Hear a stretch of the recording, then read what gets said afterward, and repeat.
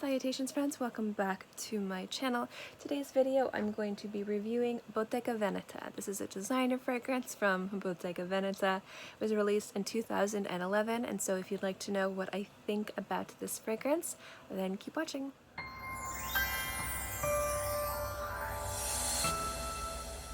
Now, as always guys, this fragrance was not sent to me to review.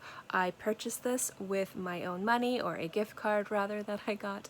This has been something that I have wanted to buy a bottle of for a while. An amazing subscriber was so generous. She sent me so many samples and a decant of this fragrance when she knew I liked Donna, and she's like, if you like Donna, oh my gosh, you have to smell this fragrance. And I was immediately in love, and as soon as I ran through all those samples and the decant, I went out and I got a bottle. So that is where we are now. If you are unfamiliar with Bottega Veneta, it is a designer. It's an Italian designer house. They are world renowned and known for having some of the softest, most beautiful leather goods out there. Their leather is well known for being very soft, buttery, and supple. And if you see a lot of things that kind of go like this, it's Bottega Veneta. I have a few Bottega Veneta pieces in my collections. It is a brand that I just absolutely love the quality and the craftsmanship. And so being a fan and a small little collector of their pieces, I definitely went into this fragrance with a respect for the brand, but also hypercritical, because this is a leather fragrance. So if a design house is going to create a fragrance and it's going to be paying a tribute and a celebration of what they're known for, which is their leather, I want the leather fragrance to be outstanding. So let's talk about the notes. At the top notes, you have pink peppercorn, bergamot, and lily of the valley. At the heart, you're going to have jasmine, leather, and patchouli, and at the base, you're going to have oakmoss.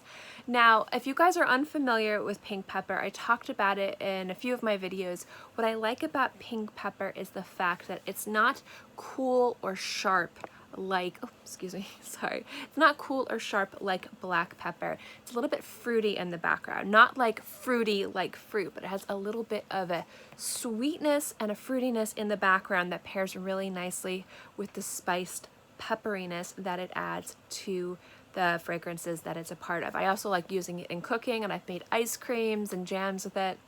I can go into my crazy cooking habits if you guys want me to do a video on that in the future, but pink peppercorn is something that I just love seeing in fragrances, and I love seeing in food.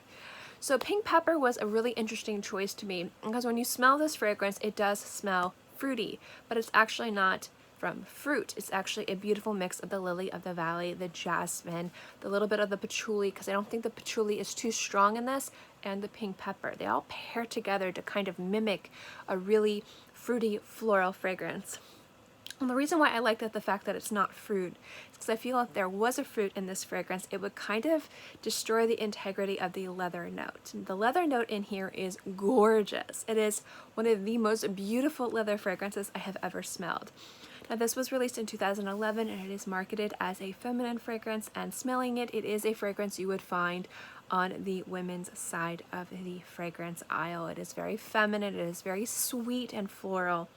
So if that's not a fragrance that you guys are into, then I would stick away, but I do think this would smell really sexy on a guy, just because I like that sweet floral leather.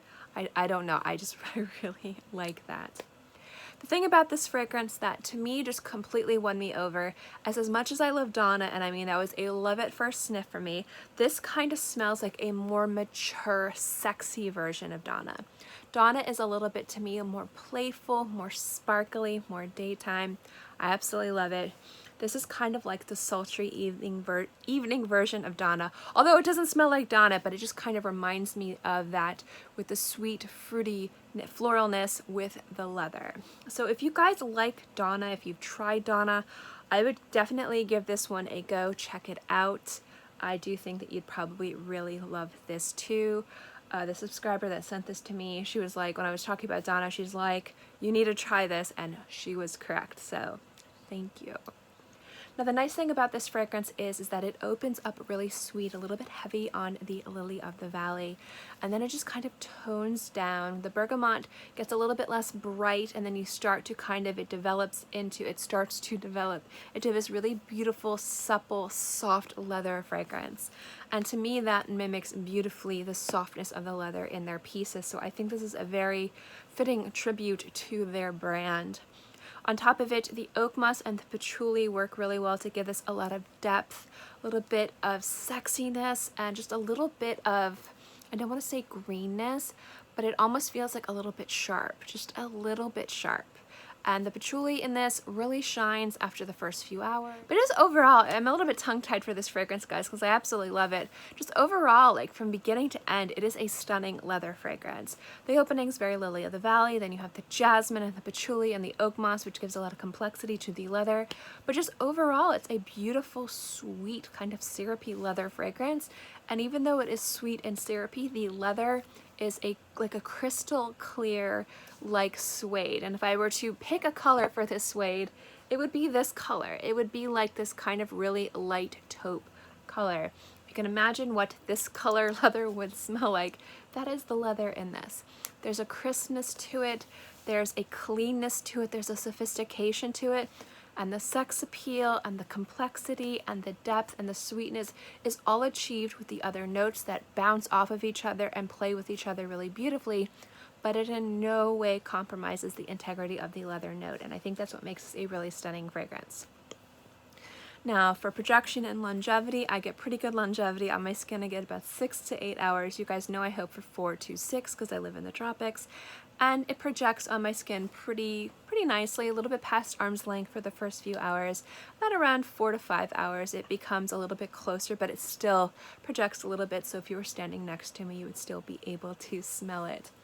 The nice thing about this fragrance too is that it is linear after it dries down. The opening again is really strong in the Lily of the Valley and the fruitiness from the pink pepper, but once the jasmine comes out and the patchouli and the oakmoss and the leather, it pretty much stays this really nice, supple, soft, kind of velvety leather fragrance, and it stays on the skin, and it just gets quieter and quieter and quieter the longer that you wear it. Some people have described this fragrance to be a designer masterpiece. There is a lot of love and attention around this fragrance because it is just absolutely gorgeous. I'm going to butcher the name of the nose, so please excuse me, but it's Michel Almairac. If I mispronounce it, I'm sorry. I will write his name below. He has done some tremendous fragrances for Burberry and Bond No. 9 and Gucci, just a variety of other fragrances. He is just a very fantastic nose, very talented, and you can definitely see his creativity and his talent in this fragrance. It's just absolutely outstanding. So that's my review. I love it. And again, this is not sent to me to review. This is in no way anybody was, you know, influencing this review. This is just a fragrance in my collection that I absolutely love. So yeah.